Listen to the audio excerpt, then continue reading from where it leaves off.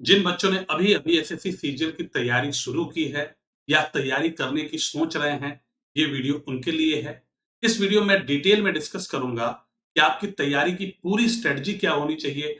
Book list से लेके हर एक चीज आपसे डिस्कस करने वाला हूं इस वीडियो में। स्पेशली जो डेली रूटीन वाला एरिया है वो काफी इंपॉर्टेंट होगा आपके लिए। जो छोटी छोटी चीजें आप ओवरलुक कर जाते हैं उनमें बहुत डिटेल में बात करूंगा मैं, जिससे कि आप अपनी सफलता सुनिश्चित कर सके।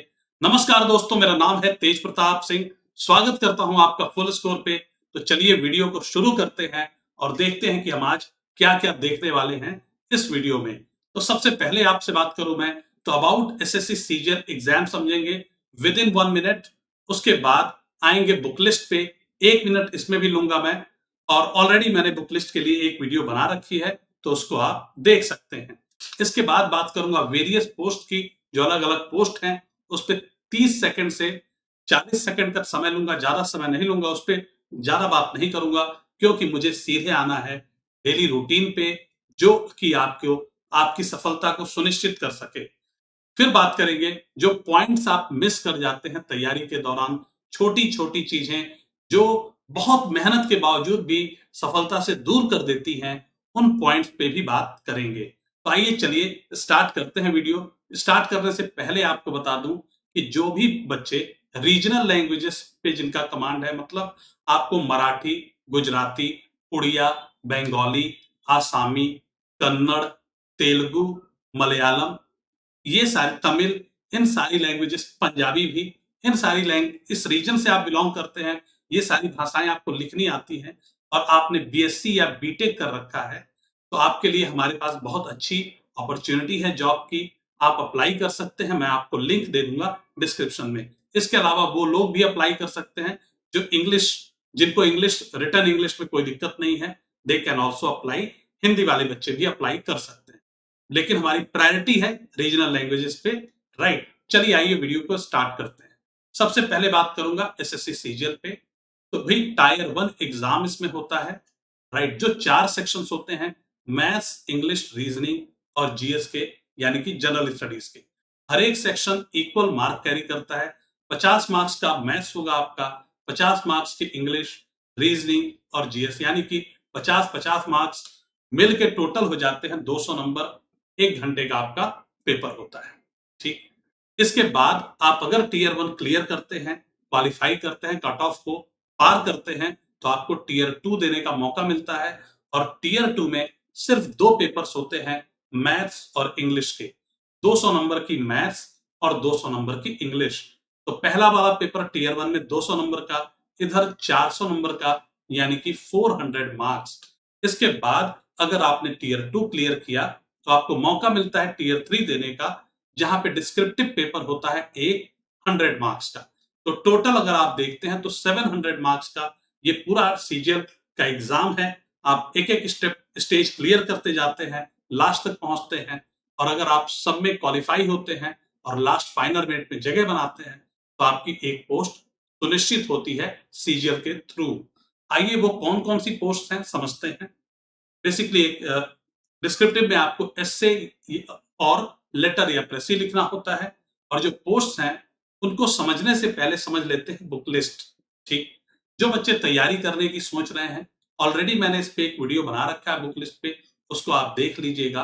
लेकिन उससे पहले बता दूं कि मैथ्स के लिए अगर बिल्कुल बेसिक से स्टार्ट करना है आपको, तो आर एस अग्रवाल एक अच्छी किताब हो सकती है। और जब थोड़ी सी आपकी तैयारी हो जाती है तो आपको किरण पब्लिकेशन चैप्टर वाइज, जिसमें कि प्रीवियस ईयर्स पेपर्स के क्वेश्चंस इन्होंने चैप्टर और टॉपिक वाइज अरेंज करके दे रखा है, इस किताब को आपको फिर मदद लेनी होगी।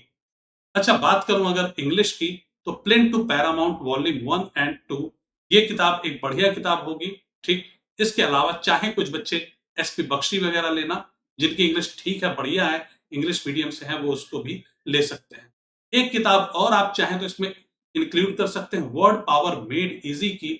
ये किताब भी काफी बढ़िया किताब है वोकेबलरी को बिल्ड करने के लिए, क्योंकि रूट वर्ड से आपको वोकेबलरी सिखा देती है। ठीक, तो ये किताब भी एक बढ़िया किताब हो सकती है। राइट, लेकिन सबसे पहले आपको जल्दी से अपना बेसिक्स डेवलप कर लेना है, उसके बाद आपको इन किताबों पे मूव करना है। तो प्लेन टू पैरामाउंट आपके लिए एक इंपॉर्टेंट किताब होगी। और वो सारी वोकेबलरी जो प्रीवियस ईयर्स में पूछे गए हैं वो भी आपको करने हैं। इसके अलावा कौन कौन से किताब किस किस स्टेज पे करने हैं उसके लिए मैंने एक वीडियो डिटेल में बना रखा है। ज्यादा किताबें नहीं, सिर्फ मैंने 5-6 किताबें ही ली हैं उसमें, उस वीडियो में भी। रीजनिंग की बात करूं तो जो हिंदी माध्यम के हैं, घटना चक्र पब्लिकेशन की किताब या इंग्लिश मीडियम वाले अरिहंत पब्लिकेशन की किताब ले सकते हैं। अगर आप किताब नहीं लेना चाहते तो आप सिर्फ प्रीवियस ईयर पेपर्स पे भी रिलाई कर सकते हैं। आगे चलें जनरल साइंस पे, तो ल्यूसेंट ले सकते हैं आप इनिशियल स्टेज में, या मनोहर पांडे की एक किताब आती है, ये भी बहुत बढ़िया किताब है, इसको ले सकते हैं। अगर मैं इनमें इनके अलावा आपको पिछले 6 महीने का एक, आपके पास एक मैगजीन होनी चाहिए जो पूरा करंट अफेयर्स कवर करती है, जिससे कि आप करंट अफेयर्स की तैयारी कर पाएंगे। अब बात करते हैं various post through SSC CGL. आप जब सेलेक्ट होते हैं तो आपको कौन कौन सी पोस्ट मिलती हैं। मैंने सभी पोस्ट नहीं ली हैं, कुछ एक पोस्ट छूट गई हैं, लेकिन लगभग लगभग सभी पॉपुलर पोस्ट को मैंने कवर करने की कोशिश की है।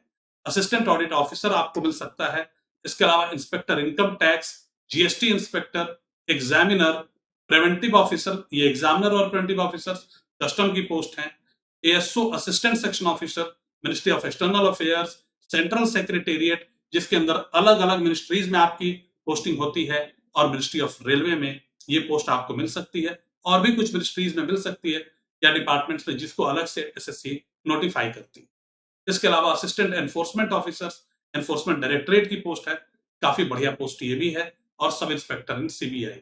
इसके अलावा ऑडिटर और अकाउंटेंट की पोस्ट आपको एसएससी सीजीएल देता है, या फिर टैक्स असिस्टेंट के पद पे भी आप नियुक्त हो सकते हैं, इनकम टैक्स या जीएसटी में। अब चलते हैं आगे डेली रूटीन की तरफ, जो हमारा सबसे अवेटेड एरिया था। तो डेली रूटीन में अगर मैं सबसे पहली बात करूं तो आपको सब्जेक्ट वाइज एक डिटेल्ड प्लानिंग करनी पड़ेगी, ठीक है। सब्जेक्ट वाइज प्लानिंग के लिए हम फर्दर बात करेंगे कैसे करना है, लेकिन हाँ, ये आपको एक ऐसी तैयारी दे देगा, एक ऐसा फ्रेमवर्क दे देगा कि आप अपनी तैयारी को प्लान कर पाएंगे। तो चलिए आइए देखते हैं।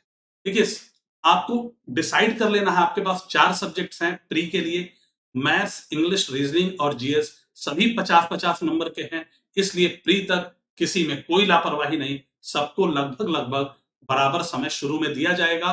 बाद में जो सब्जेक्ट बहुत ज्यादा तैयार हो जाए, जिसमें बहुत अच्छे नंबर आने लगे, 45 प्लस आने लगे, 40 प्लस आने लगे, उस पर थोड़ा कम टाइम देके जो पीछे वाला सब्जेक्ट रह गया है उसको भी हम बिल्ड कर लेंगे। जनरली आपका रीजनिंग पहले तैयार हो जाएगा और मैथ्स लंबा टाइम ले सकता है, ठीक। अब देखिए डेली आपको पढ़ाई कैसे करनी है उस पर आते हैं। मैंने मान लिया है कि आप लोग 7 बजे के अराउंड उठते हैं, 6:30-7 सुबह, और आप अपनी पढ़ाई, अपना जो डेली रूटीन है कंप्लीट करके 8 बजे के अराउंड शुरू करेंगे। तो आपका दिन स्टार्ट होना चाहिए मैथ्स से, क्योंकि आपकी मैथ्स या तो वीक होगी या तो बहुत बढ़िया होगी। बढ़िया है तो भी और वीक है तो भी, लेकिन मैथ्स थकाती है दिमाग को, ये आपको क्या करती है, ट्रेन करेगी, राइट। तो इसलिए आपको अपना दिन मैथ्स से स्टार्ट करना है। एकदम दिमाग फ्रेश है सुबह सुबह, तो सबसे पहले मैथ्स किया जाए, ठीक है। और मैथ्स करना कैसे है, इसके लिए एक पूरी अलग से डिटेल्ड वीडियो आएगी, लेकिन क्या क्या चीजें मैथ्स के साथ करनी है वो अभी मैं आपको आगे समझाऊंगा, ठीक। तो स्टार्ट किया आपने 8 से 10:30 तक, मैथ्स बढ़िया से एकदम प्रैक्टिस की। उसके बाद आप बढ़ते हैं आगे, एक ब्रेक लेंगे, 10:30 बज चुके हैं सुबह के, तो आप बाकी नाश्ता पानी करेंगे, 30 से 45 मिनट का ब्रेक लेंगे आप एक, चाहे तो इसको इतना ही रखिए, 1 घंटे तक ना जाने दें। और उसके उस ब्रेक के बाद आप स्टार्ट करेंगे इंग्लिश। अब ब्रेक आपने ले लिया, थोड़ा बहुत नाश्ता वास्ता कर लिया, दिमाग अभी फ्रेश है, तो शुरू में आपका दिमाग जब फ्रेश है तो इसको टफ चीज दीजिए, मतलब इंग्लिश का वो एरिया करेंगे आप जिसमें आपको ज्यादा दिक्कत है। वो कोई भी एरिया हो सकता है, ग्रामर का हो सकता है, ठीक, वो आपको इडियम फ्रेजेस बड़े उबाऊ लगते हैं, आपको कोई भी चीज जो आपको ज्यादा परेशान करती है, स्पॉटिंग एरर तक धीरे धीरे आपको रूल समझ के पहुंचेंगे आप, तो वो सारी चीजें आप करेंगे सुबह सुबह, ठीक। 1 घंटा आपने ये किया, उसके बाद इसको भी आपको 2 घंटे देना है। उसके बाद आप 1 घंटे, लगभग लगभग 1 घंटे 45 मिनट से 1 घंटे वोकेबलरी को देंगे। वोकेबलरी के लिए मैंने एक बुक बताई थी, word power made easy, Norman Lewis की, काफी बढ़िया किताब है, उसको आप यूज कर सकते हैं, ठीक है। और कुछ दिनों में ये आपकी रेडी हो जाएगी। टाइम लेगी लेकिन मजेदार किताब है। रेडी करके आपको बहुत फायदा होने वाला है इससे। ठीक, तो आपने 30 से 45 मिनट का ब्रेक लिया और फिर आपने स्टार्ट करी इंग्लिश। ठीक, और एक बढ़िया इंग्लिश को बढ़िया आपने 2 घंटे दिए। ठीक, इसके बाद मैंने माना कि आप एक लंच ब्रेक लेंगे, लगभग 1 घंटे का। 1:15 बज चुका, आपने ले लिया ब्रेक। लगभग 2:15 बजे तक, ठीक है, 2:15 से 2:30 बजे तक आप रेडी हो जाएंगे फिर से पढ़ाई के लिए। इसमें आप चाहें तो आपका ब्रेक 1:15 घंटे का भी हो सकता है। आपने लंच किया, थोड़ा सा नैप लिया, नैप मतलब थोड़ी सी नींद ली आपने हल्की सी, आधे घंटे 20 मिनट की, ठीक है, और फिर आप आ गए अब जनरल स्टडीज पे। 2 सब्जेक्ट आपने कर लिए हैं, 4 साढ़े 4 घंटे के अराउंड पढ़ाई आपकी 2 ढाई बजे तक हो चुकी है। अब आप हैं जनरल स्टडीज पे। पहला घंटा जो आप जनरल स्टडीज को देंगे, अभी अभी आप फ्रेश एकदम हैं, तो वो चीज पढ़िए जो आपको बोर करती है। मतलब मुझे अगर पढ़ना हो हिस्ट्री और पॉलिटी, तो शायद मैं हिस्ट्री पढ़ना पहले ज्यादा प्रेफर करूंगा। हिस्ट्री में डेटा ज्यादा है, हमें ईयर्स याद रखने हैं, क्रोनोलॉजी याद रखनी है, कब कौन से इवेंट्स हुए, ठीक है। तो पहले हिस्ट्री दिया मैंने, और उसके बाद पॉलिटी, क्योंकि शायद पॉलिटी मुझे इंटरेस्टिंग लगती है। शायद आपको देखना पड़ेगा कि आपका क्या एरिया ऑफ इंटरेस्ट है। तो इंटरेस्टिंग एरिया को बाद में टाइम देंगे, और जो बोरिंग एरिया उसको पहले, ताकि बोरिंग एरिया वाला पार्ट हम पहले निपटा लें खुशी खुशी, जब हम हमारे अंदर एनर्जी ज्यादा है। तो 2:30 से लगभग 4 साढ़े चार तक हमने जीएस को दिया, और इसके बाद हम मूव कर जाएंगे अपने अगले पड़ाव पे, जो कि है 4:30 बज चुके हैं। आपको क्विजेस देने होंगे ऑनलाइन। ऑनलाइन प्लेटफॉर्म्स जैसे कि ग्रेडअप, और भी ढेर सारे प्लेटफॉर्म्स हैं, आप यूज कर सकते हैं। ग्रेडअप के साथ मैं पर्सनली एसोसिएटेड हूं, तो मैं ये बता सकता हूं कि इसके क्विजेस काफी बढ़िया हैं। तो आप क्विजेस, उनकी जो फ्री क्विजेस आती हैं, उसको आप अटेम्प्ट करिए। ठीक, और उन टॉपिक्स को आप ज्यादा प्रेफरेंस दीजिए। आप चाहें तो 3-4 ऐप रख लें, सिर्फ ग्रेडअप ही क्यों, चाहें तो कुछ और भी ऐप आप रख सकते हैं। जो टॉपिक्स अभी आप पढ़ रहे हैं, उनके जब आप क्विज देंगे, तो देख पाएंगे कि आप वाकई जो 10, 12, 15 क्वेश्चन उन्होंने क्विज में दिया है, उसमें से आप कितना अटेम्प्ट कर पा रहे हैं, आपकी क्विज के हिसाब से कितनी रैंक आ रही है। तो उस टॉपिक पे आप एक आइडिया लगा पाएंगे कि आपकी अभी कितनी कमांड है और कितनी अभी आपको तैयारी करनी है।